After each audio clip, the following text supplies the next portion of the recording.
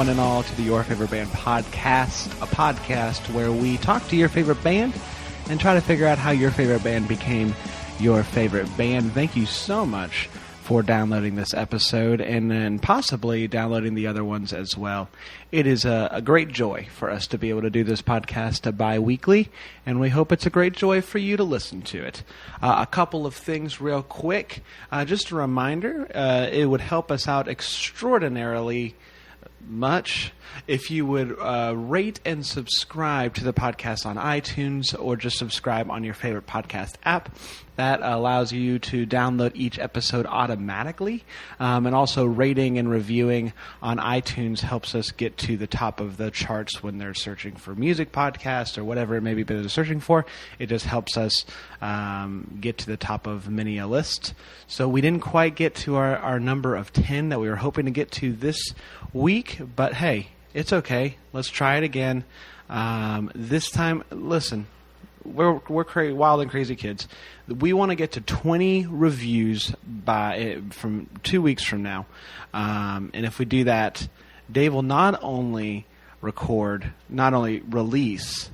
a awful song that he wrote as a kid, but also I will do the same. 2 songs for the price of one, and by price I mean 20 reviews, so please do that. And also, if you don't mind helping us out by buying a pair of Bombas socks, not only helps out the homeless community, but we also get helped out as well if you do that.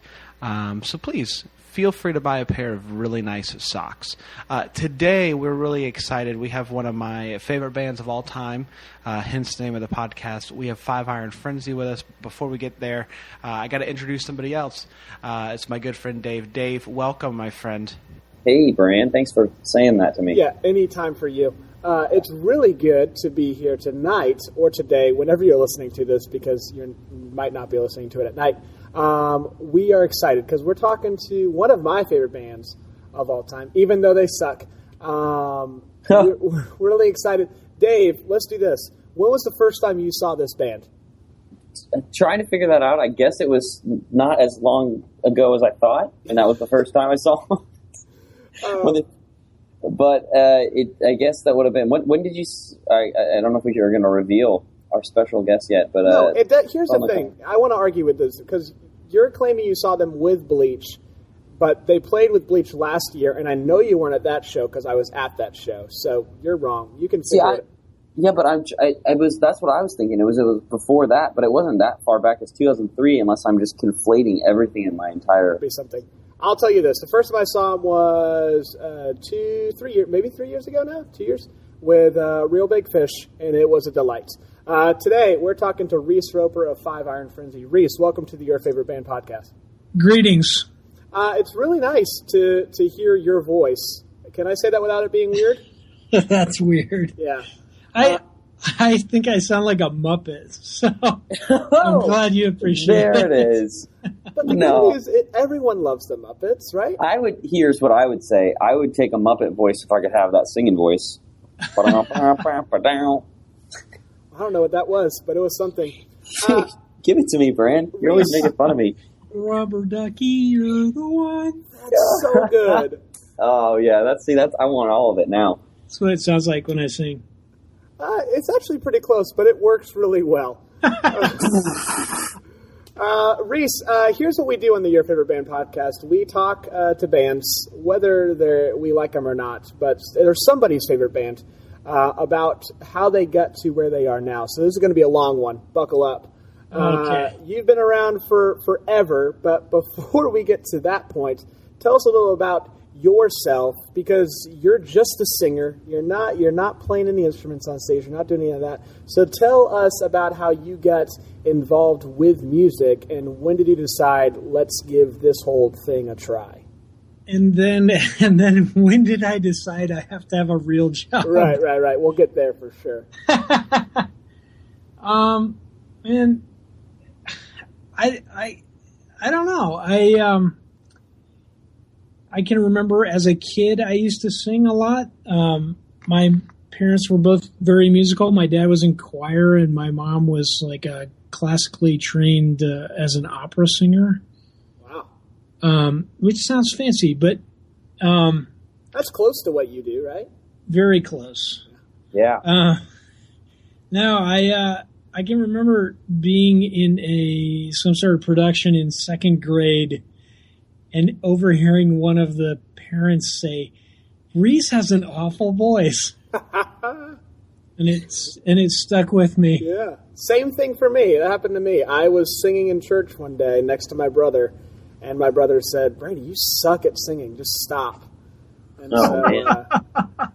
I said, "I'll show you, and I'll go nowhere in life with it." So, Reese, tell us a little bit about your first band before we get into Five Iron. Talk about your first band. How did that start? And as we like to use Wikipedia as our source because we're good scholars. And I gotta fix my Wikipedia page. Yeah, we're gonna fix it tonight. We're doing the world a good thing. It describes your first band as an industrial thrash metal sound. Can you confirm that? That is true. It started out as just kind of like a thrash metal band. And I totally ended up just singing because nobody else wanted to. Okay. And I could kind of sound like James Hetfield from Metallica. There he is. So they were like, "Yeah, all right, you can sing." And so I was playing rhythm guitar and singing, and after about 3 practices, they just edged me out. They're like, "Bro, stop playing guitar. You should just sing." Was that because your guitar playing was so bad in comparison, or what? Yes, it was and is bad. So they edged me out. They were just like, just sing. It'll sound better. So that was that band was Keith, the original bass player from Five Iron, and Micah, one of the guitar players, and then Micah's brother Nate was playing drums. And we did that for about a year like that, and then his brother went to college, and we could not find a drummer, mostly because we sucked. Like, we would have people come, like, "Yeah, that guy plays drums at our church," and he'd come and play, and he'd be like, "No." And it would be terrible drummers, and they were turning us down. But, I mean, they made the right decision. So yeah, we couldn't find a drummer, and we were like, well, we like industrial. Let's try adding a drum machine. So we we got an Alesis SR16. Yeah. It's a very early drum machine. It's pretty sweet. You could quantize, like you could make basic patterns and songs. And then we really liked bands like Circle of Dust and Mortal and KMFDM, 9 Inch Nails. So I spent $2,000 of student loan money on I bought it's an EMU, what is the name of this keyboard? EMU 2 something. It was $2,000 well spent, clearly. Yeah, it was not. It was like this keyboard. I mean, yes, I guess it furthered our music, but it was like this keyboard that had sampling in it, and you could put about 30 seconds of samples on, and then you had to load from like a floppy disk drive. You had to load up 4 discs to get to another song. There's nothing more rock and roll than the old floppy disk switch. No. Or having a dude on stage whose job is just to push a button. Can you load that and then start the next song? It was the EMU, so it was like an EMU. That's what I'm hoping. That's what I'm hoping for. I'm hoping for that, like an emulator. Yes. Gotcha.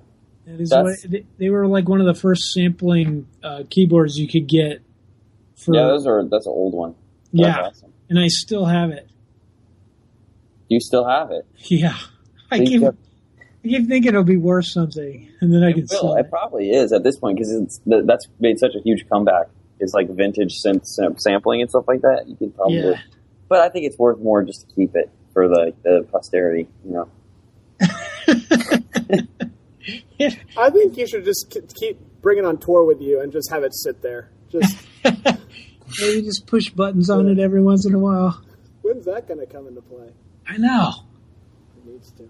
Let's talk about the transition, because I don't know, Five Iron's not really metal. Yeah. So let's talk about the switch there. When did you go?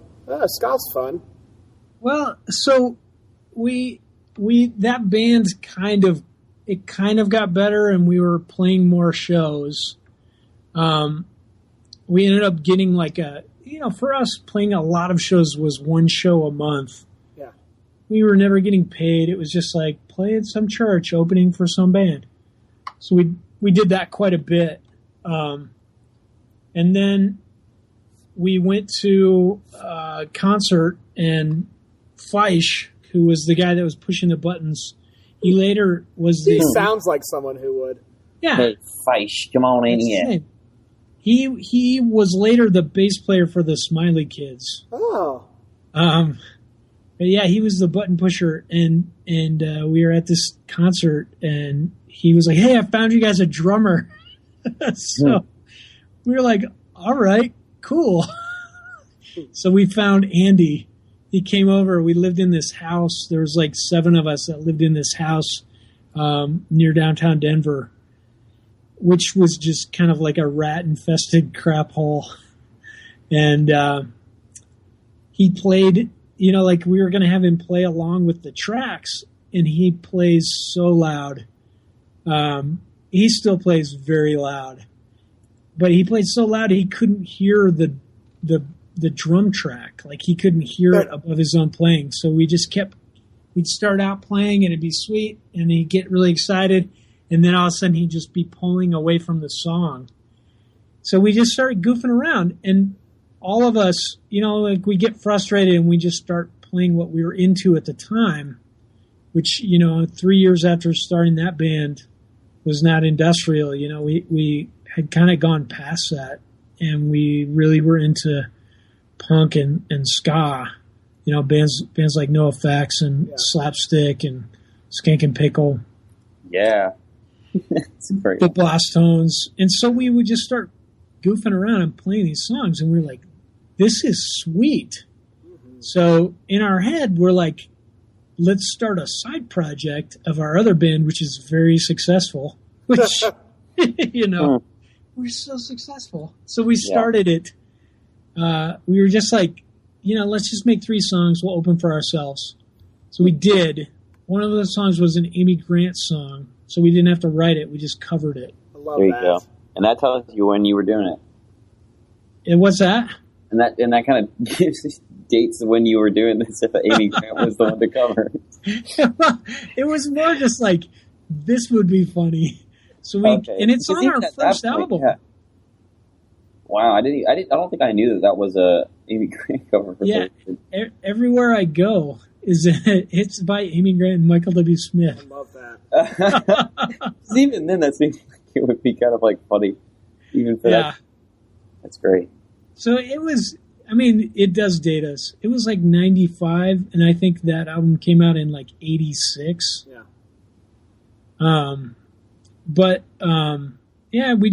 We were like, this is sweet. And so we had a show coming up where it was just going to be us and another band. So we asked the promoter if we could open so there could be 3 bands. And he was like, yeah, sure. So we played it. And by the second song, we were in our heads like we were quitting Exhumator. We were just like, we're done with this. This 5 Iron is the future.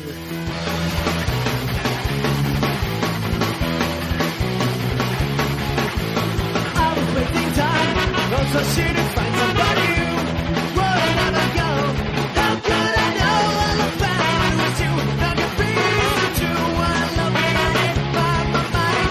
Everywhere I go, see your face through a crowd. Everywhere I go, hear your voice screaming loud. Everywhere I go, you wanna look that I see. Everywhere I go, you found me. You guys ended up playing Cornerstone? Yeah, it was weird. Like, so by that time it was 5 of us. It was Scott, Micah, Keith, me, and Andy. And it was kind of just like, hey, this guy that always goes to our shows, he plays trumpet. So let's see if he wants to be in the band. So we added Brad. And that's what you needed. That's it. That's it. And like the promoter that had us open for ourselves, he was so excited about it. He was like, MXPX and Blenderhead are playing here next month. Can you open for them? So we did, with Brad added, and it was just like insane. Everybody loved it. MXPX they were just like, this is crazy. You guys are great. You know, we're gonna pass on your album to Tooth and Nail, and we're like, we don't have an album. We've done this like a month.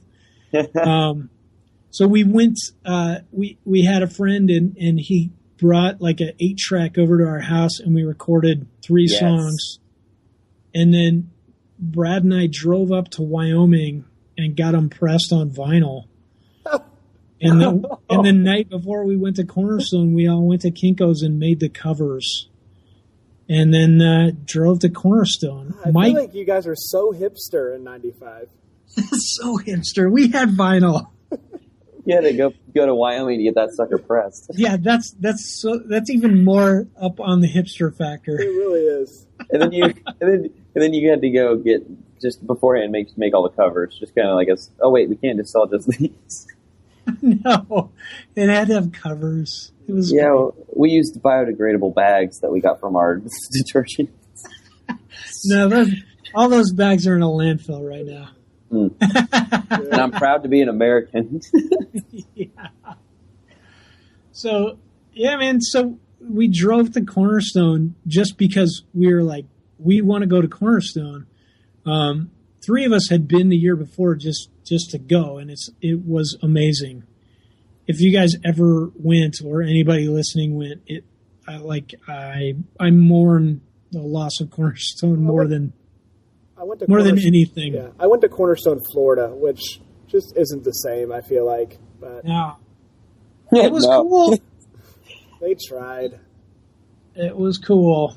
I didn't even get to go to Cornerstone, Florida. That's how I failed that much. Man, I didn't even get a taste of it. I think that heaven is going to be like Cornerstone on a day with good weather. It was normally just so insanely hot and muggy, and the farm was it was an old pig farm. So every once in a while, it would get moist enough that you would just smell it just smelled like a pig pen.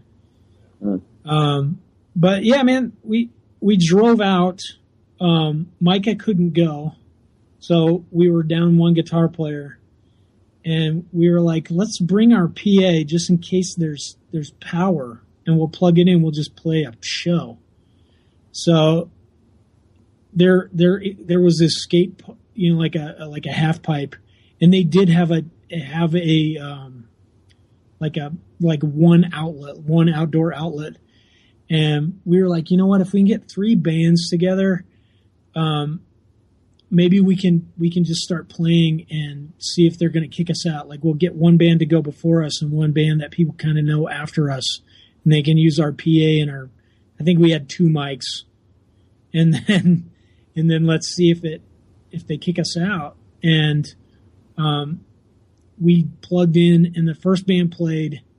And the second band we had talked into playing was Goatee Hook, so they played after us, and they weren't signed. It was the same thing. Like, everybody went to Cornerstone to see bands they knew, and then there was all these bands just trying to sneak in and get known. Mm-hmm. So then Andrew, who was the drummer from Crash Dog, with Japuza, he came over and he's like, "Man, you got to cut the power." And I was like, dude, do you see how many people there are here? They're going to riot. You shouldn't do it. And it was pretty cool. There was 300 to 500 people there just had gathered. Mostly because they heard Goatee Hook was going to play. Yeah. But he was like, yeah, well, then you have to help us with communion afterwards. And I was like, hell yes. It's a deal, and what a weird deal. Yes. So, that's the best thing. Yeah, we played, and it was insane. Like, people just did not know what to think of it. They were just because nobody had heard ska.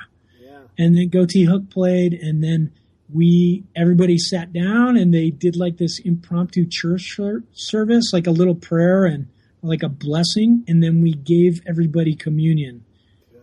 So dope. That is the most like rock and roll, but also like just weird and funny in the best way possible. Yeah. It's like so rock and roll, but then also it's just like, let's just make sure we ask for forgiveness afterwards, just in case we did something wrong here. Yeah.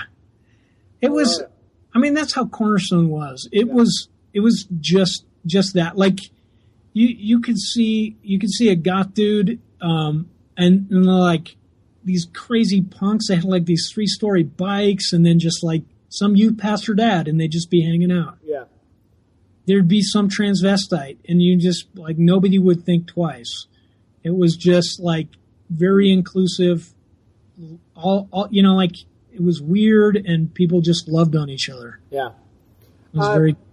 I'm interested. This was kind of the beginning, the launch of your band, and Cornerstone. Obviously, it's a Christian festival. Did you realize that kind of launching out of Cornerstone, this would firmly place you kind of in the Christian market? Were you okay with that at the time? Were you like, all right, we'll be a Christian ska band, or was it just kind of like how it worked out? Yeah, I think for like Scott and Keith and I and Micah, we grew up listening to Christian bands. For Andy, it was a little bit different because he grew up listening to like his brother's secular albums. Yeah. He grew up Catholic and then started going to Assemblies of God like when he was in high school. So he wasn't into Christian music. It wasn't a thing for him, but he went along with it because of us. So for us, it took us a bit of coercion to get out of that mindset. We were just like, yeah, this is what we want to do. We want to be a Christian band. So after Cornerstone, we went back to Denver, and our name got out. We had this dude that lived with us who was homeless, who is actually more famous than our band right now, has ever been. He was on the Tonight Show. He's a stand-up comedian. Who is he? His name's Andrew Orvidal. Huh. He's on a TV show called Those Who Can't. Okay. Yeah. You should look him up. He's very funny. And he was homeless. He was homeless. Like his folks had kicked him out, and he was friends with Micah from high school. But he was like sleeping downtown Denver, and we were like, why don't you come stay in our house? We had like a closet, like annex kind of thing off of our living room. Yeah. So he just we moved the couch over there, and then that was his room. Yeah. That's so funny. So yeah. I'm guessing, just jumping ahead briefly, that's kind of where your guys' heart for the homeless. You did a couple of tours where people would bring socks and stuff like that. I'm guessing that's where that came from? Yeah. I think maybe I don't want to say that's where our heart for it came from. I think if Christ has truly loved you, I think you want to share that with other people. I think being okay with homeless people and okay with just craziness, that maybe takes a thicker skin, and I think you have to gain that experience or be given it by the Holy Spirit. Yeah. So I went to an inner city high school in Denver, and I was bussed in from the suburbs. I'd moved there from a ski town in the mountains, so it was all very shocking to me. But I became a Christian at the same time, and so for me it was like, Mom, can you pack me 2 lunches? There's homeless people that are just everywhere in front of my school. I've got to help them out. So every day in high school, it sounds like I'm bragging, but I'm just telling you a story. Yeah, you're good. That was part of my high school. I would just take my lunch. Sometimes I'd give them both away, and sometimes just the extra one, but I would find a homeless dude and give him my lunch. That was I don't know. That was me in high school. Yeah. So I don't think was that I became accustomed to it. I gained a thicker skin, I guess. But this guy, I mean, he wasn't like crazy homeless. He was a friend of Micah's whose parents had kicked him out. Sure. And so we were just like, yeah, come live with us. We've got space. We were paying, each of us was paying like $120 a month for utilities and rent. So it was fine, but he had some friends that were working with a promoter, and he invited them to one of our practices, and they glommed onto us. And from that moment on, like anytime this promoter had a punk or ska band come through Denver, we got to open for him. So that's awesome. Yeah, so we went from like, hey, we're playing churches and we're doing this, and then we opened for a couple Christian shows, and then Cornerstone, and then we were playing. The majority of our shows were in bars and clubs with secular bands, which was eye-opening. Yeah. For us doing this as what we felt to be a ministry, it was like, what? This is the thing. This is why we're doing this. We get to tell people about Jesus. So it was very cool. Yeah. It was a blessing to get to do that. Cool. So you guys, after that, the Cornerstone and everything, you guys played 60 shows in just the first 8 months. Like, what was giving you guys the drive to go for it that hard? It just kept happening. Like that's like the miracle of 5RN. I don't think it works like that anymore. But in the first time we were around, it just started. Like when we played those 3 songs, and it never stopped. We never had to pimp ourselves. Yeah. People would just be like, "You guys are great. Do you want to do this?" And we'd be like, "Yeah."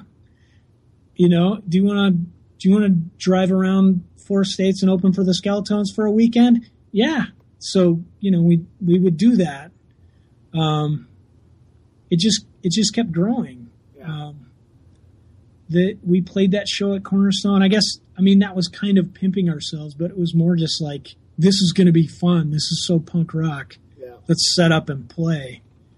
But there was the president of Flying Tart Records was there, and about a month after that, he offered us a deal, and just because of that, it kind of put us on the radar for about 8 other labels. Right. Yeah. That was going to lead to the next question, like kind of I think band's dream starting out is to get that call that somebody wants to sign you, and it seemed to be happening a lot, and this time for you, Tooth and Nail offering and some other labels, and ultimately going with 5 Minute Walk. So kind of talk us through the process of people offering you this stuff and why you ultimately went with 5 Minute Walk. Yeah, it like I said, it was just like everything was just given to us. It was very much just a blessing. And so at first it was Flying Tart, and then there were a couple smaller labels I can't even remember, but then like Alarma Records, which was a part of Frontline Records, yeah. Tooth and Nail were some of the bigger ones. And every label that would talk to us, they would say, "Hey, you should sign with us, and here's why." And they kind of blow smoke up your butt. They'd be like, "We're going to buy you an RV. All our bands get RVs, and you're going to drive around in this RV, and you guys can tour, and we'll pay you this much." And then, you go talk to the bands on the label, and they'd be like, "They didn't buy us an RV." Like, you're not doing that. Make sure you get it in writing. But all of the labels, they'd say, if you're not going to sign with us, you should sign with 5 Minute Walk, because Frank Tate, the guy that owns it, really cares about the kids, and he's got a lot of integrity. He really loves the Lord. So for us, we were like, great, this is cool. And, 5 Minute Walk, we had met some of the bands that were on there. They were like not anywhere close to sounding like us, but they were really cool guys. So that kind of pushed us towards that too. Yeah.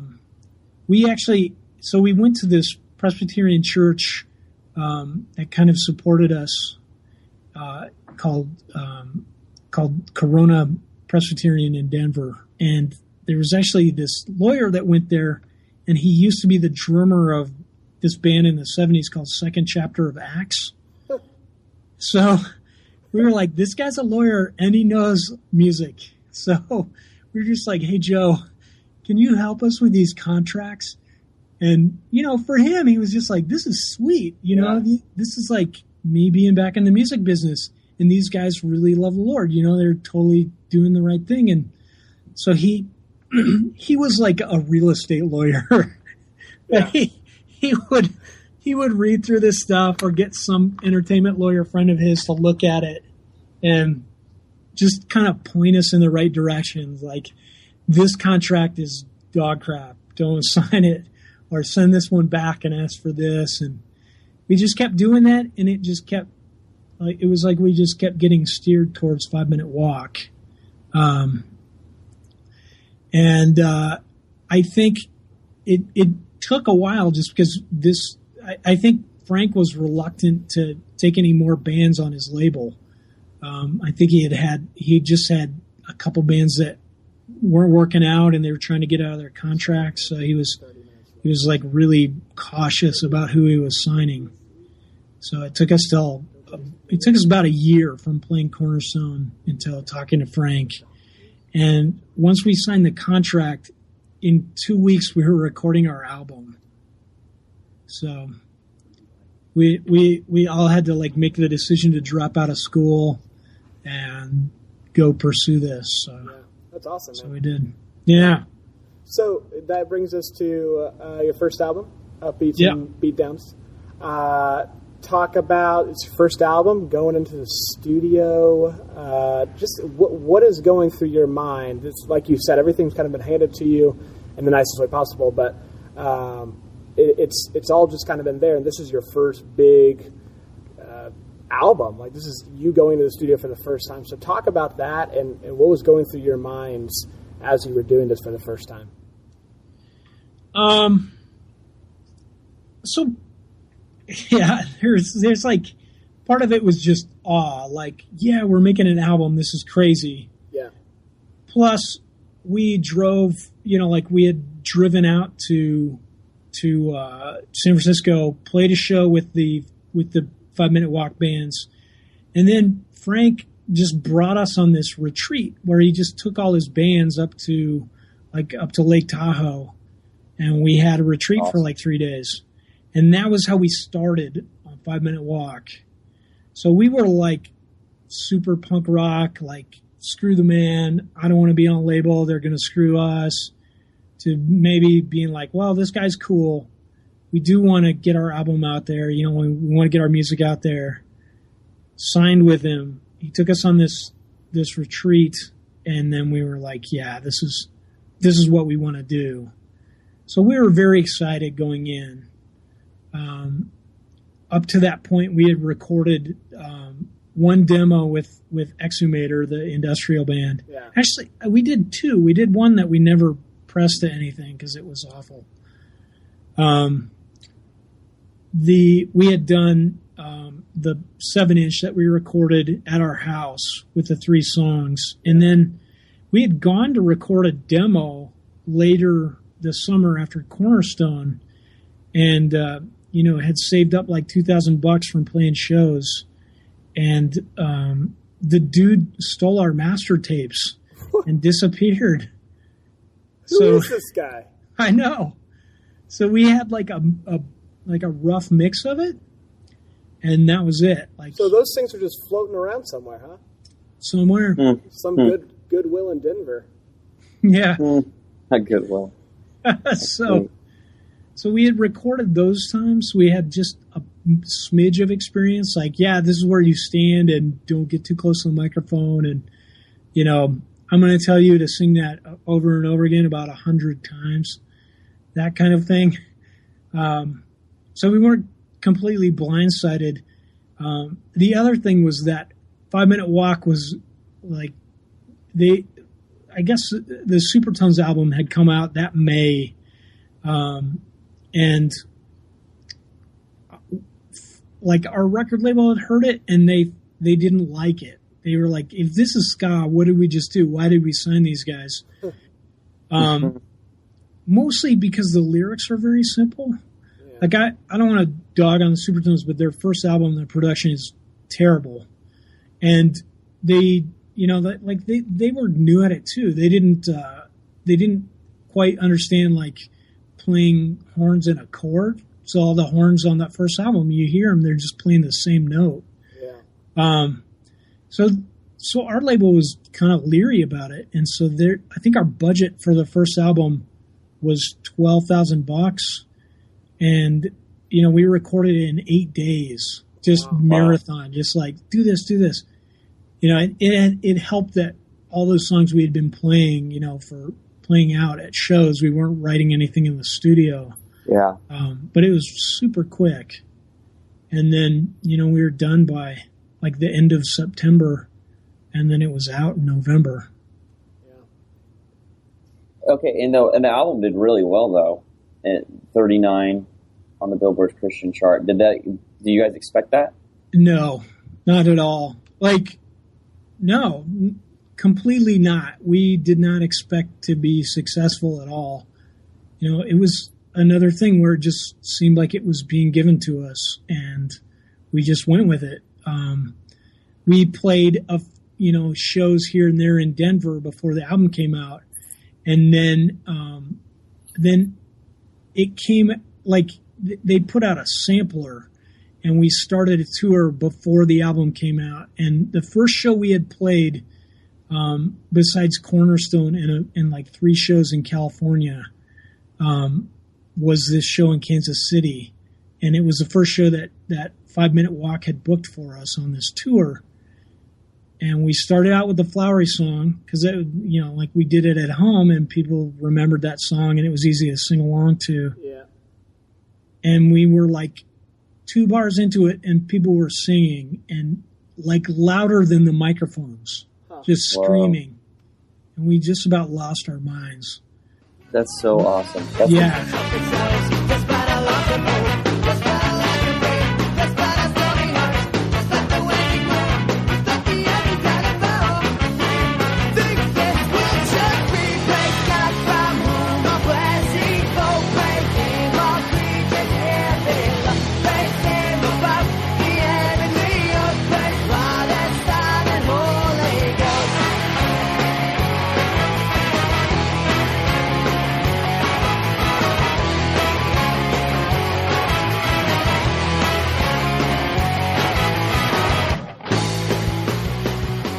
You put that out, and then you guys you play a lot of shows, 150 shows in a year, is what Wikipedia says. I don't know if that's true or not. But I want to talk about your live show a little bit. Talk about the progression. You guys are kind of known for your live show and your goofiness and your bits and stuff like that, which I guess ska is kind of known for that too in general. But talk about the progression of your live shows from when you started to kind of when you started to pick up steam a little bit. Did you guys, was there a point where you're like, oh, we should probably make this maybe a little bit more fun? Or was it always like, let's just be goofy and weird from the beginning? From the beginning. I think that was part of the reason we shifted to 5-iron, was we were playing shows in this industrial band. We do goofy things, like wear goofy hats in that band, and it never fit. And then we started 5-iron, and we're like, this is the goofy hat band. Yeah. And so it was sweet. Yeah. We start, like we would play with bands like Les and Jake and the Pie Tasters and all these crazy secular bands, and they were goofy. Yeah. So we're just like, I'm going to go buy some plaid pants. And, we would regularly just go to Goodwill before a show, and everybody would get like the craziest crap they could find. And then we had like this old Army duffel sack that we would just shove it into, so the next show you could pull it out and wear more crap. Yeah. It was insane.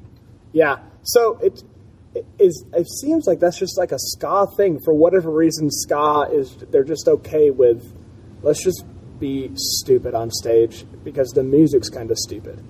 Yeah. I love it. Which is awesome because we're kind of stupid. Yeah, it's great. So that takes us to our newest album ever. Has a little bit of a different feel from Upbeat. So talk about where you guys wanted to go with this album coming off of that first one. Yeah. So I think the difference was the first album was us just being like, what? This is what punk sounds like. Write this, like, and ska, like listen to this album. And then we were like more thoughtful. We're making an album. How are we going to write the songs? Scott, who is our bass player now and was the guitar player then, wrote the lion's share of the songs on that album. Yeah. And he is like, he's freakishly smart. And it just started, like, he just started to blossom. When we found him in Exhumator, he had been playing guitar 1 year, and he was already a better musician than anyone in our band. But we were like, yeah, we found this guy at Campus Crusade. He wants to play guitar, and he has long hair. So he had just started playing guitar, not really written anything. And so we're just like, well, here's how to write stuff. What do you think about this? And then a month later, he was writing all the songs. He is like that. He's very cerebral, very smart dude. And so by the time the second album was coming along, he was writing really amazing stuff. And we actually were able to like pick and choose, like, we want this song on the album. We don't want this song. So, wow. So it's like more cohesive. It's more like we were writing an album. And I think most bands, like with their sophomore album, they kind of hit a slump. Like they have to write songs about being on tour, and they have to write songs about like how hard it is to be in a band, and like they had years to write all those songs on their first album, and this they have like maybe a year. But I don't think that happened to us. I think like Scott locked in as a songwriter, and Dennis kind of just came in along as like, his minor was in music, so he'd just be like, no, you can't do that. That's not musical. You need a chord change here. You need to do this. Try this in D minor. And then he wrote all the horn parts. And so it just started to gel. And then I think, like, for me as a lyricist, I started to just kind of come into it. Like, this is what I want to write a song about. How do like I kind of found my style more, like more political stuff, and just, I don't know. My style is always just to be as blatantly raw and honest as I can. Right. And then just kind of pray that God will do the rest, that he'll do good with that, as long as I tell the truth. So that's kind of how we became by that second album. And actually, back to the point that you were making about your style of writing, you guys write about things that are often avoided in Christian music, like the mistreatment of Native Americans and homelessness, and just all these things that are kind of attempt to be avoided and kind of ignored. But why did you guys decide, like, what drew you to these topics, the political side of things, and why do you think that other Christian artists kind of avoid it? What drew us to it is that, I mean, we never really had to fight to make it as a band. Like I said, it just seemed like it was being given to us. And so because we weren't fighting, we weren't selling anything. Like, for us, Christianity is real. The love of Christ was real. It transformed us. So what you do with that is not write safe songs. You write songs that you feel Christ would write, which to me is like, get off your ass and go help homeless people. Yeah. If there's injustice, you should be out there fighting it. You shouldn't, like, I hate having to belong to church like the church with the big C, and it's mostly just stuffy, starched shirt white people that are afraid to go anywhere. They're afraid to do anything. I hate that. I don't like that about the Christian music industry because it's very safe and it makes a lot of money for some people. Yeah. And that's not Christ. Yeah. Yeah, absolutely. It's especially right now. I think you did a ska against racism tour, which I almost feel like should be done right now too. Oh yeah. But I was talking with had breakfast with a black pastor last week, and was talking about what it would look like for the church to reconcile as far as race goes. And he was like, it would take white guys and black guys deciding, I'm going to go and I'm going to meet with this person, just one-on-one, because we don't do it. We're afraid to do it. We're afraid to get uncomfortable. Yeah. And so I think that's one of the things that I appreciate the most when Christian artists, like, for instance, King's Kaleidoscope put out this album, and he decides he's going to put this song from his journal where he uses the F word, and he's going to do it on the album. And they just got so much pushback from it. But I think it's a healthy thing. I think it's a good thing for Christians to wrestle with. Why does that make me uncomfortable? Should it make me uncomfortable? Is it wrong that I have these feelings? Is it wrong if I'm honest? So I appreciate that you were doing that kind of before there was this cool, Christians can curse type thing. I feel like you guys were, before there was this movement of let's think well about this, you guys were writing these type of songs. So I appreciate that about you guys as I was listening back today. Yeah, thank you.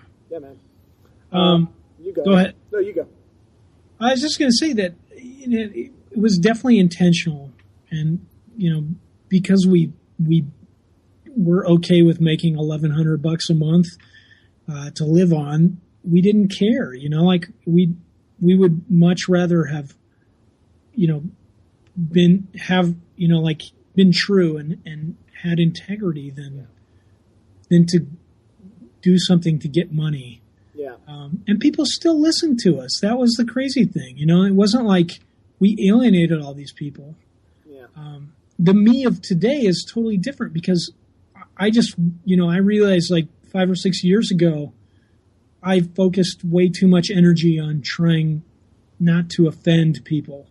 And I think you as a Christian, if you're doing it right, you should be somewhat abrasive to people. Not because you love people and you're trying not to hurt people, but the fact that Jesus calls you to love him more than your family, the fact that he asks you to not love money, that he says that if the love of money is the root of all evil, the fact that he asks you to tell the truth and to seek justice and all these things that, like if you're a suburban pastor, your congregation does not want to hear that. They don't want to have homeless people in their congregation.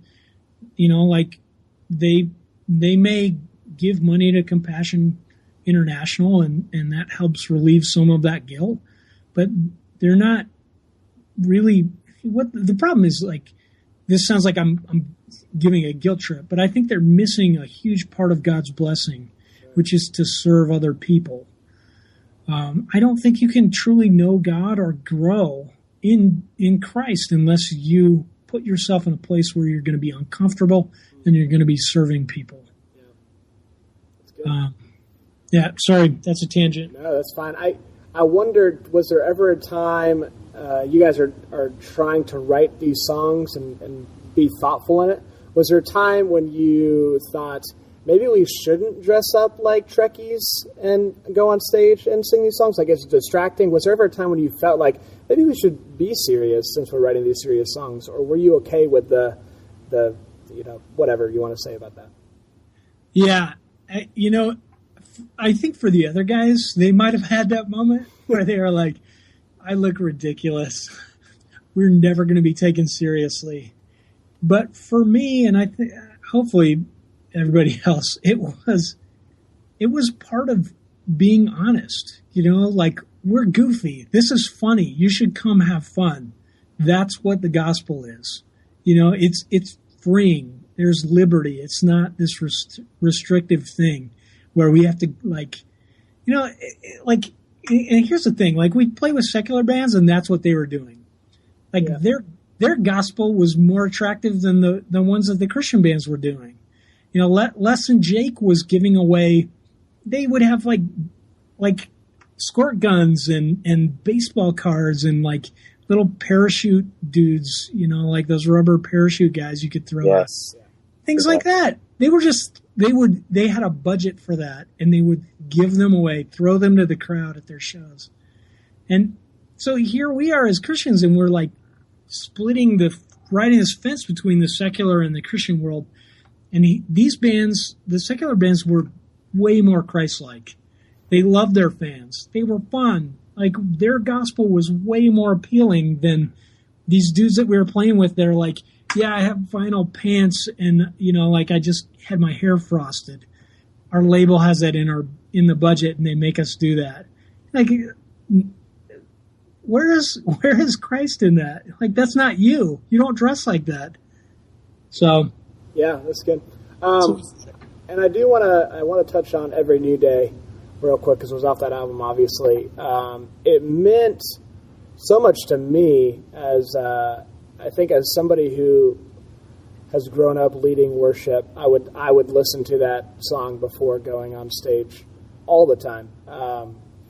And I know that it means a lot to you, just as I've seen you perform it, and I watched the DVD and stuff like that. And I want to know, when you wrote it and you recorded it, did it mean as much to you as it does now, or has the meaning grown as you've seen it kind of evolve into this beautiful song that it is? Yeah, it has definitely grown. When we were writing for that album, the way that we were doing it was Scott just had a tape recorder, and he would record. He would record part of it. Of a song, and then maybe show it to everybody else, or he'd play it, and then we'd record it as a whole band on the same tape recorder. And then kind of they'd just give me the tape and be like, write words. Some of it he would have ideas, like he'd have some melody ideas. But for that one, he handed it to me, and I was like, this song is special. Like, this song should be the end of the album. And I think everybody kind of felt that way. It ends with that canon at the end, where you're just like, this has to be something cathartic. And so I struggled with it for about 6 months. He had written that song. We were writing everything. We had lyrics and everything ready to go get in the studio. And I couldn't, other guys would be tracking, and Saki, the producer, would be like, go upstairs, work on your songs. And it was pretty much that song. Like, I couldn't get the lyrics to fit what I felt the music was about. I wanted it to be like this otherworldly thing that kind of went far above what we were and what Five Iron was. And so I just kept praying about it and writing it and getting versions I didn't like. And, we had done okay on the first album, but 5 Minute Walk was not a rich label. So they had only booked 2 weeks of studio time for us. So, when it was the last day, Saki, we recorded everything except for this song. And Saki was like, dude, you've got to just put something down, because this is ridiculous. You've been just, you're like getting a stomach ulcer worrying over this thing. Just go upstairs. You've got 10 minutes, so go write this song. You've got enough words, just figure it out. And so I just was devastated. I was like, I don't know. I don't want to waste this song. It's got to be something. And so I went upstairs and prayed for 5 minutes, and then just started writing, and then had to go downstairs because it was time. And I hated it. I saw what I had written, and I was like, this is not it. This is not what I wanted. And they were just like, everybody, it was down there, and they're like, we don't care. Just lay it down. Just sing the song. We'll do this. And I got through the first two verses. The way that Saki and I were recording he would just punch a line, and once I got a good take, he'd keep it. It was back in the day when we were recording on ADAT, which is like digital, but it was on tape. So it wasn't like you could just, like on Pro Tools now, you can get like 4 takes and then just push, cut and paste the one you like. Yeah. But this was back then when you were on tape, and so we would just do a line at a time. And by the time I started seeing the outro, that canon, it just hit me that it was that thing that I had prayed for, and that it was somehow, something that I felt like really didn't have that much to do with me. And I still feel like that. I love that song. I feel like it has ministered to a lot of people. Yeah. When that happened in the studio, I totally just broke down crying. Man versus himself, man versus machine, man versus the world, mankind versus me. The struggles go on, the wisdom I lack, the burdens keep piling up on my back. So hard to breathe, to take the next step. The mountain is high, I wait in the depths, yearning for grace and hoping for peace.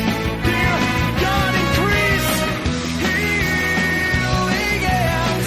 Oh God, have mercy on our unclean souls once again. Jesus Christ, light up the world, burning bright within our hearts forever. Freedom meets us without condition, without a beginning or an end. Here's my heart, let it be forever yours. Only you can make every new day seem so new. And you mentioned this earlier, that there's 2 guys that are agnostic. What is that like for you going on tours with all these things? And it's just a setting where it seems like almost a cliche at this point for people that kind of were in the Christian band kind of market, just losing their faith left and right as they kind of just, you realize that it wasn't really as meaningful to them as they made it out to be. But you seem to still have retained your passion. So how did you do that, and was it hard to do that in the midst of everything? I am a true Presbyterian, so I That makes believe me that happy. I believe that faith is a gift. Yeah. So I can't say that I did anything. There are many times that I wanted not to be a Christian, because it's embarrassing sometimes, and like being a teenager, I wanted to have sex with girls and do drugs and drink and stuff that my youth pastor told me you couldn't do when you were a Christian. Yeah. So yeah, I mean, I really do believe it's not my doing. I think that faith is a gift. As the guys in the band, Scott actually quit after he told us he was quitting after the second album, after we had done the Ska Against Racism tour. And, he was like, I'll finish out the summer. We've got an album to record. So we did, the Quantities 1 EP. But he quit because he felt like a hypocrite. He felt like it wasn't cool for him to not believe and still be in a band that was very much like preaching from stage, and we were very, we had a mission statement. We would have, meet with our pastor once a year, where we would go over our mission statement and what we were doing for ministry and things like that. And he just didn't want to do it. Yeah. And I think we, as younger Christians, were like, we can't have a guy who doesn't believe in our band. Yeah. So it wasn't a bad part, but looking back at it, I hate that about me, that I went along with that. Whereas I should have been like, I don't care. Like, does it bother you that we're playing churches? It bothers me. We should not be playing churches. I don't care. I love you. You're my friend, and I want you to stay in this band. Yeah. Which is how we are now. Yeah. He wants to be in the band, and so does Andy. They both vacillated back and forth on Christianity. And you know what? If I think that faith is a gift, and I pray for that for those guys every day. But I love the fact that they're stuck with us. They're stuck in Five Iron. All of us have tried to do other bands, and we just keep cycling back. They're stuck being in this Christian band, and for better or for worse, we're going to love them. Yeah, it's great. We still got a little bit to go. This has been great, though. Let's go to All the Money Hype Can Buy. It's your third album. And it ends up being your best-selling album. It gets you really 146 on the Billboard Top 200. But there's also, as I was reading some different reviews on this album in particular, because I went back and listened to this one too, and I was like, this is an interesting album. And it wouldn't have been the one that I would have been like, I said really too, like, this is the one. It's a little bit different. So talk about, as you guys were, Scott leaves. And if by interesting you mean shitty, I agree. I'm not going to say that. I'm just going to say it's there's no ever new day on that one. I'll tell you that much. It's different, but it's the best selling one. So talk about it. Scott leaves. You go into the studio for this. What were you guys thinking going into this one? So part of it was freeing, because Scott, in addition to being like this really like borderline genius songwriter, he's also very overbearing as a person. And back then he was, I mean that in love, like he can totally be overbearing. But he, back in the day, was even worse. Just like, no, we're going to do the song this way, because what you're saying is dumb. He'd just say things like that.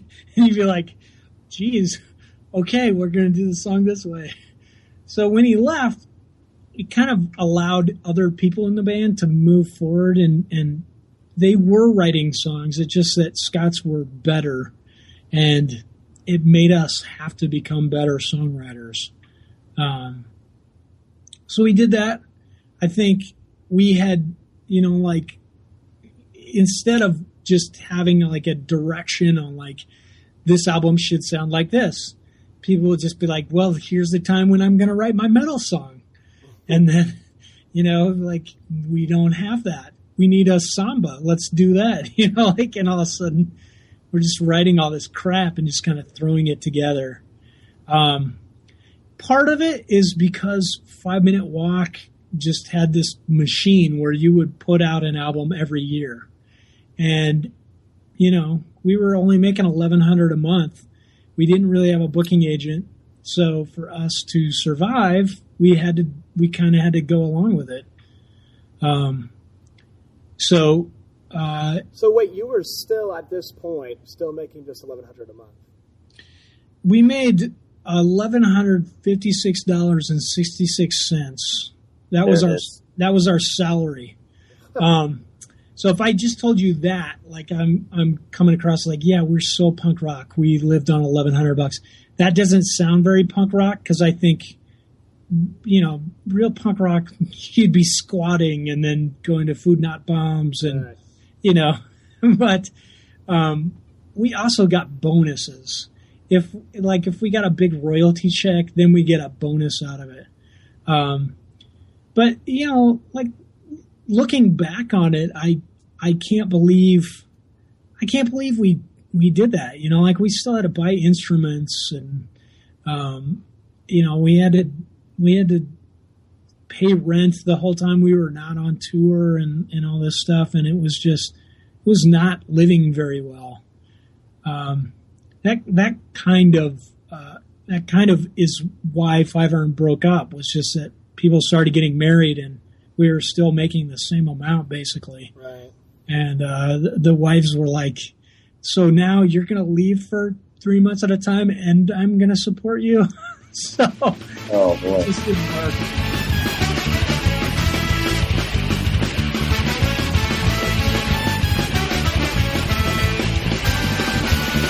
Full of IT destruction, powerful as a thing too large of physics. No one's ever heard or seen a more beautiful thing than this world that saved us. You lost endless all and wonder, words fall short to hope again. How beautiful, how vast your love is new forever, world without an end. Well, and I guess not to jump the gun there. So before you guys did kind of ultimately end it for Ben, you've also put out the Electric Boogaloo, which didn't do not quite as well. Do you think that was in part also because ska was not as popular, or what was the reason you think behind that one not doing as well? I think by that time people were not buying albums anymore. Oh, okay. I think You think that started in 2001? yeah, I mean, like Napster was a thing, and it was just starting then. And really, when we did Electric Boogaloo, it was kind of like, this is all or nothing. Like, we have to put together the best album we've ever made. The label was talking about folding, and so Frank was like, I want you guys to do well. Frank always, like everything, like in everything, like he cared about the fans, and he cared about the promoters and his bands, and so he always took care of us. But he was like, I'm thinking about quitting. Let's do this, and let's see if we can't sell you guys off to a major label. So, and I guess the story behind that, where he decided he was going to quit, was he would go to our shows, and Frank, he had no musical background. His favorite band was Hootie and the Blowfish because they had sold the most albums up to that point. So he was just like this Christian businessman, and he was like, that is success. You sell a lot of albums. So he would go to our shows and try and get a gauge on like what bands are cool, what should I be looking for. And he, went out to the parking lot after a show, and he was like, hey, talking to some kids, and he's like, hey, show me what bands you're into. So the kids, like, it had to be like 10 kids went and got their CDs, and they showed it to him, and every single one was a burned copy. Yeah. And he was just like, oh my gosh, this is the end of the music industry. Like, Wow. no one is going to make any more money.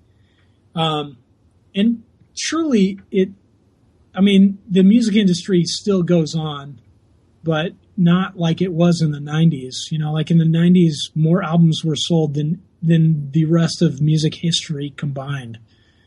So Yeah. Wow. he kind of saw the writing on the wall and brought that up. And so we were like, same thing. If we want to keep doing this for a living, keep people's wives happy, we have to go to a major label. So we made Electric Boogaloo. And this is what's crazy, is we sat down with 6 major labels, and they were ready to deal. And all of them were like, this is what I want from you. You're going to have to tour for about 2 years straight. We'll put out this album, you tour for 2 years, then you do another album. And then we'll talk about your tour schedule after that. And there were 2 of us in the band that were like, this is what we want. Like, I can do this for 2 years. It'll be like going in the Army, but more fun. Like, we'll do this for 2 years, and then hopefully we'll know if this is it. Like if we have a hit, it'll pay for our kids' college. You'll be getting royalties for the rest of your life, or not. But this is like us pushing this fire iron, and if we can do it and not be fake, and we can share the love of Christ. This is what we've been working towards. And the rest of the band was just like, no, I don't want to tour anymore. I don't want to do this. And so that was it. We just we felt like we had made the best album we'd ever made, and realized at that point that we couldn't do it anymore. Like, we couldn't do that with all of us together. Somebody was going to have to quit. And I don't think we would stay friends if we were doing it and people weren't happy. Yeah. So we decided to quit after that. Can you hear the bells are ringing far, far away? Can you hear the voices singing far, far away? Can you hear them? Bells are ringing far, far away. Can you hear them? Voices singing far, far away. I know that one day soon the sun shall rise. You'll hear it with the sleep still in your eyes, in your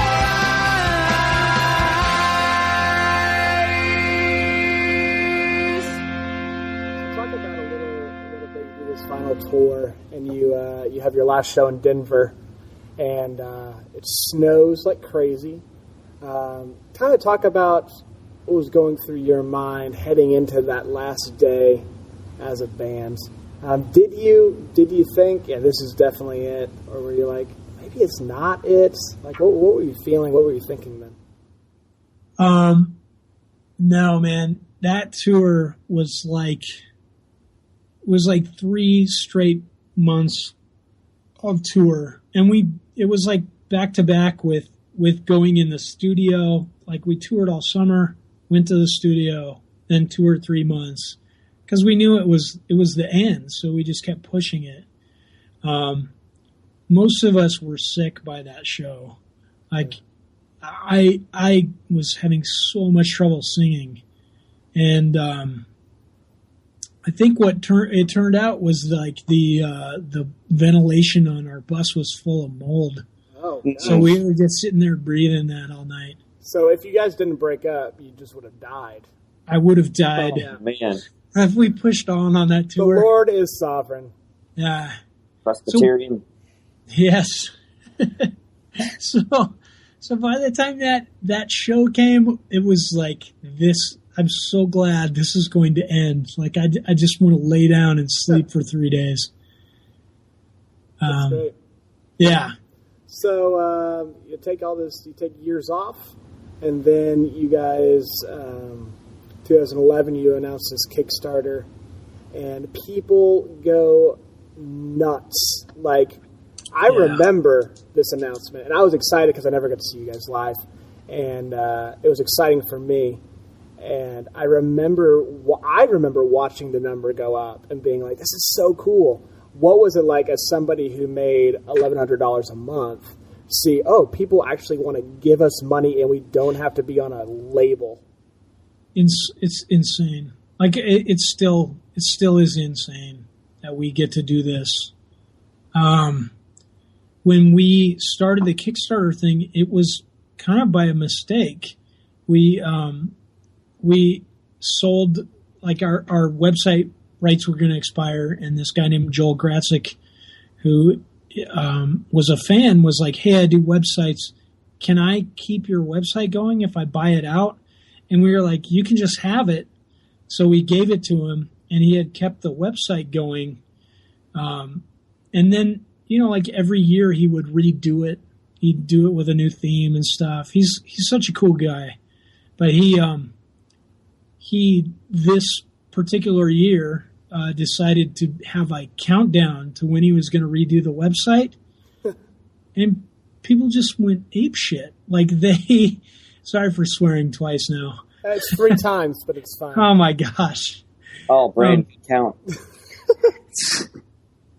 Yeah, I mean, like, it was like all of a sudden, all of our friends were like, "Are you getting back together?" And then just everywhere, he just kept sending us emails from people, just thousands of emails, like, "You're getting back together, right? This is happening. I can't believe it. I can't," like, just people losing their mind.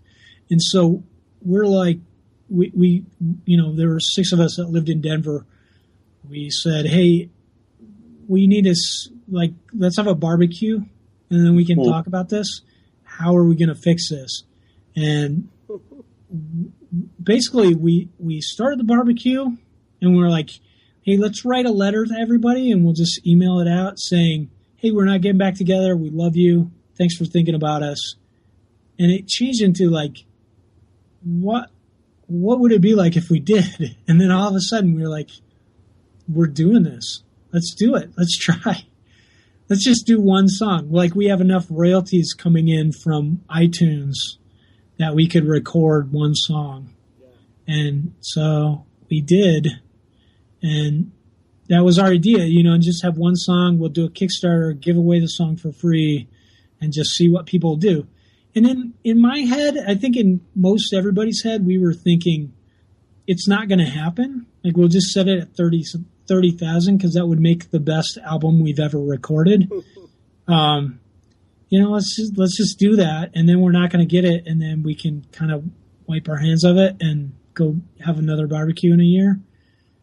But it was in 55 minutes we beat it. It's crazy. Yeah. So awesome. And then within a week we had broken the Kickstarter record. We were getting all this press.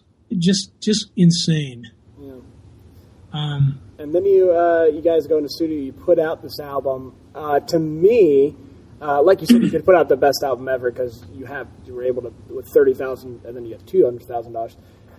The album, the quality is obviously better sound quality than you guys have ever had before, but also the songwriting is just like unreal good.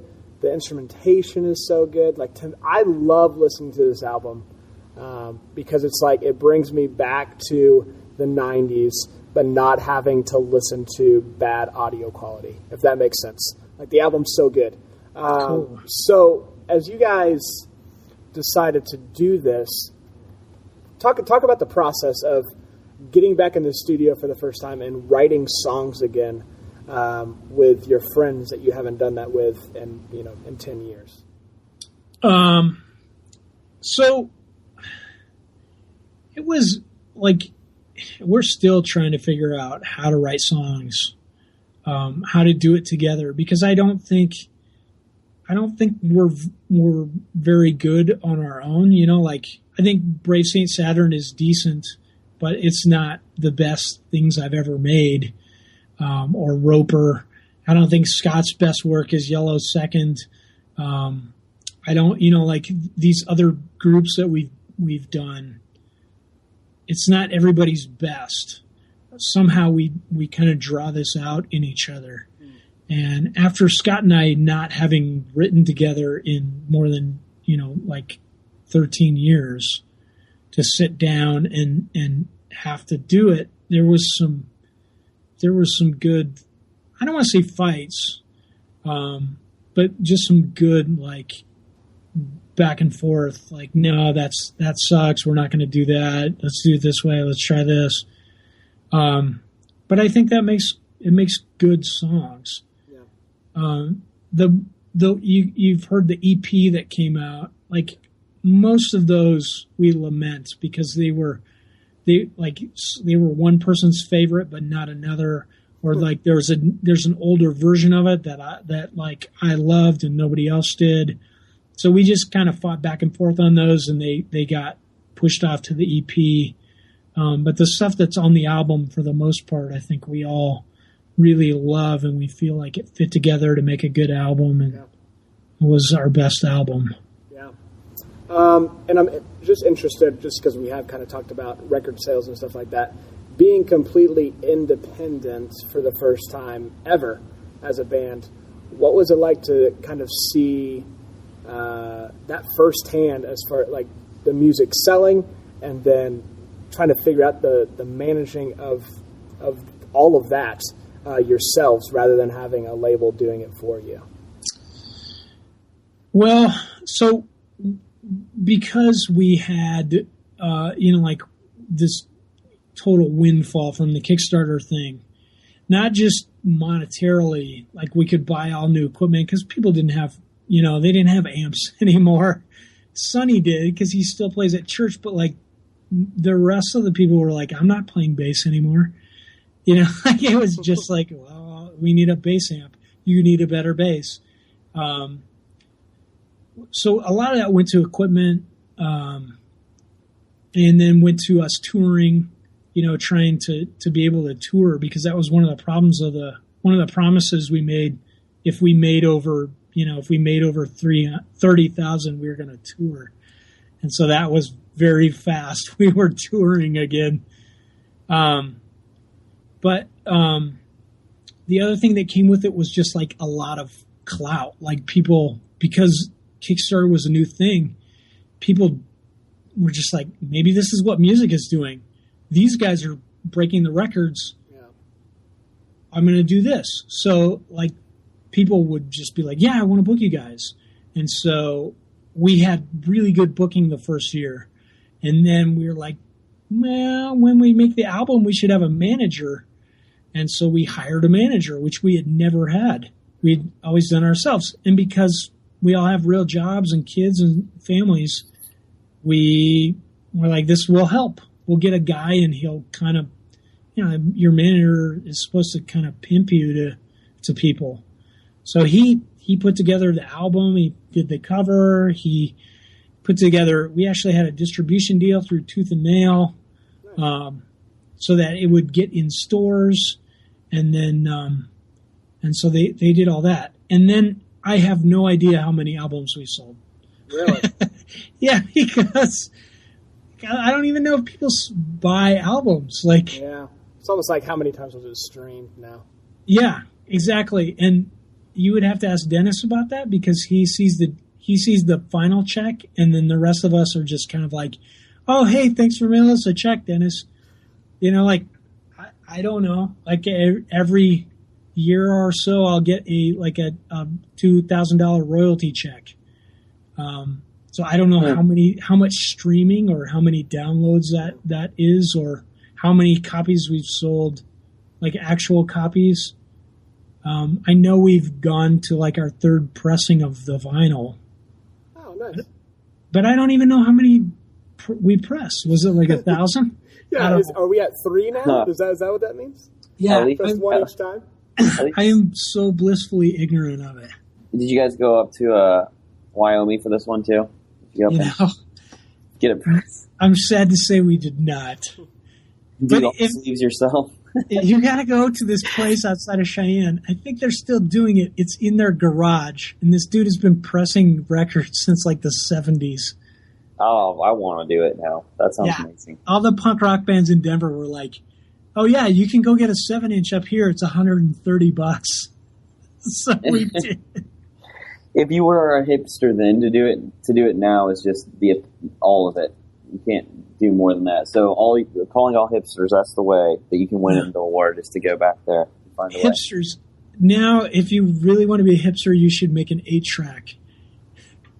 Yeah, absolutely. Yes. I mean, bands are putting out cassettes now. Like, I've heard. It's so freaking weird.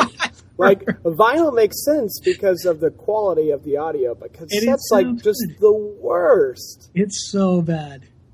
What it is that there is extra sound in that, but there's an appeal for that, which is for some reason to like not quite get all the frequencies that you want. It's like, let's smash it down into this small. I guess if you like really crappy music, who cares? Like, just listen to it.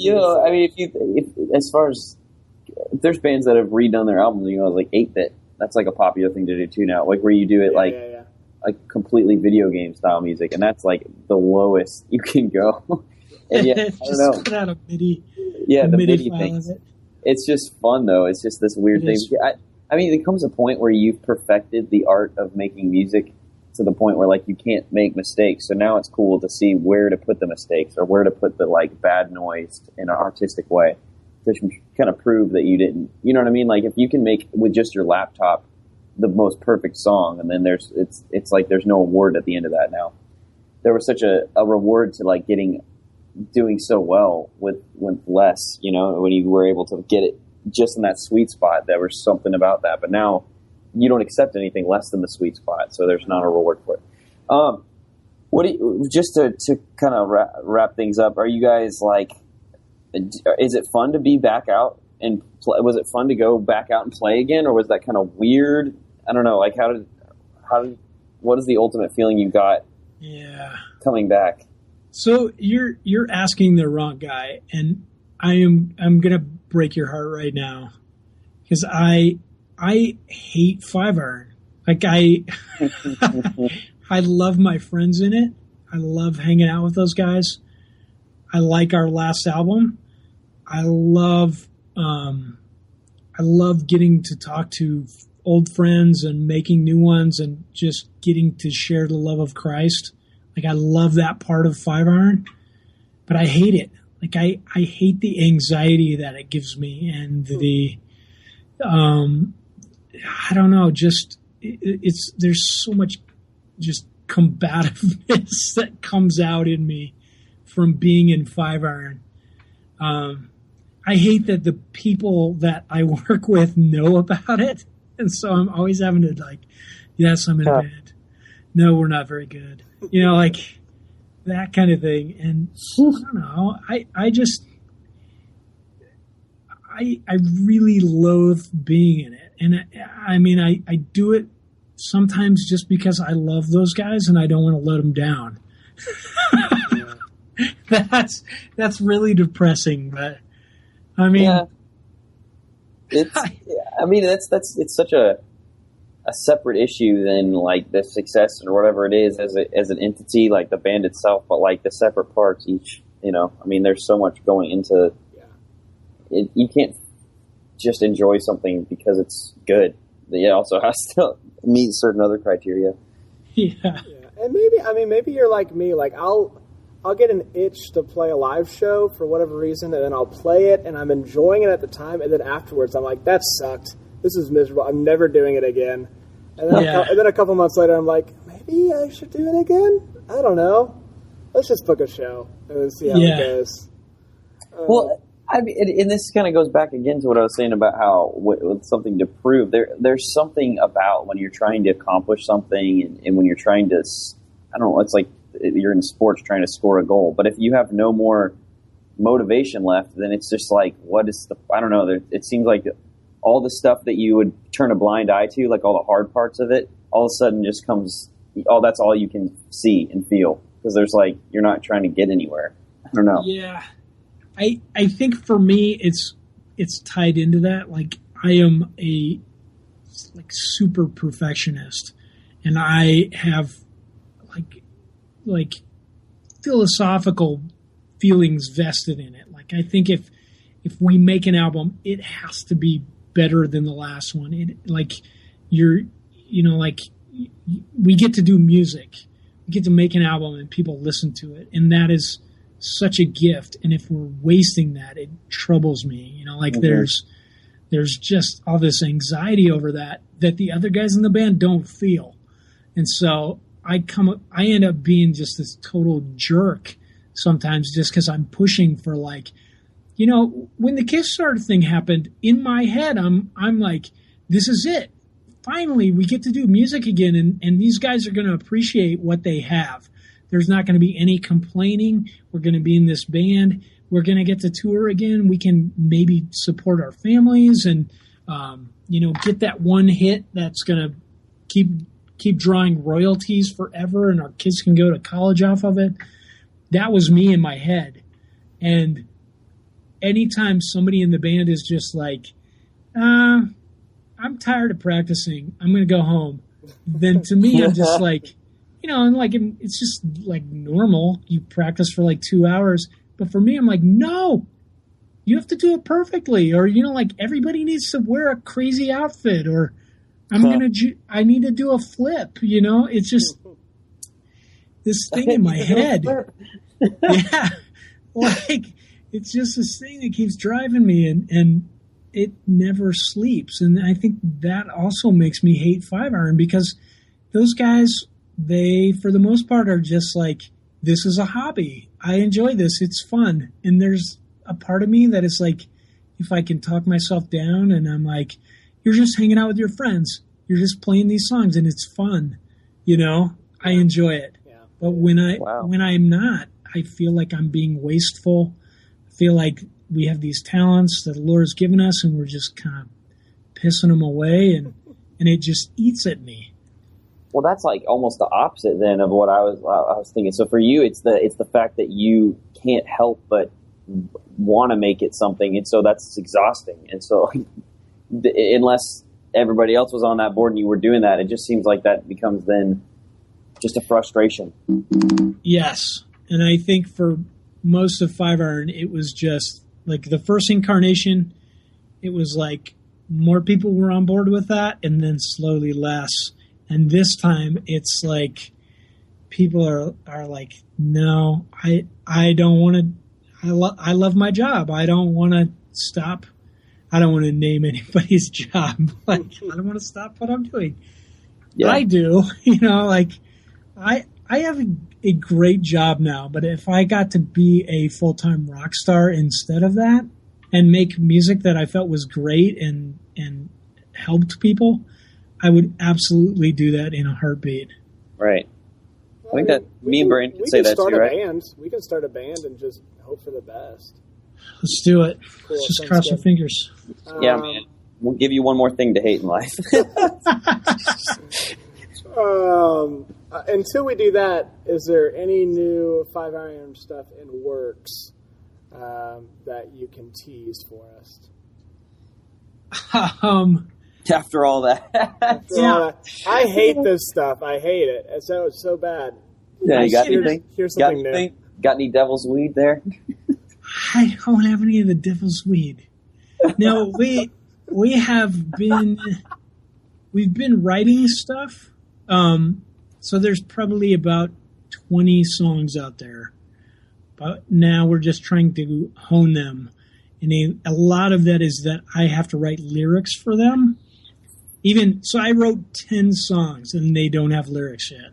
It's just like me just obsessing over the music. So hopefully by this fall we'll start to solidify it, and then next year start recording. Yeah. Wow. That's awesome. Exciting. Yeah, that's great. I mean, I feel bad rooting for it because you hate it, but at the same time I love it, so that part of me's rooting for it. I'm fine with you being miserable for my own joy and I don't. Yeah, it's fine with me. Appreciate it. Yeah, absolutely. I mean, here's the thing. I think there's more people that feel that way than you, but you're just willing to say it. Probably like some of my favorite bands of all time are like hating their lives. So I'm like, come on, man. This is my theory on being a good artist. Like, you have to at least have some degree, and I'm not saying I'm a good artist because I have this, but you have to have some degree of self-loathing. Like, you have to hate yourself enough that you're like trying to get better. You're doing this thing which you're just like, I have to do it. I have to make people like me, Yeah. Dang, that's good news for me because I feel as though I hate everything I've ever made in my life. See, there you go. You're like ready to be the next Kurt Cobain. Oh man, hopefully, I don't have much time left. Yeah, seriously, you're getting close there. Yeah, I gotta get my. Oh god. Okay, so. Well, Reese, thanks for being on Your Favorite Band Your Favorite Band podcast. Really appreciate. That was a really long one. So thanks. I know it's been a minute. I mean, an hour 37. Gosh, I'm really sorry. You could have watched a movie from the 90s. I know.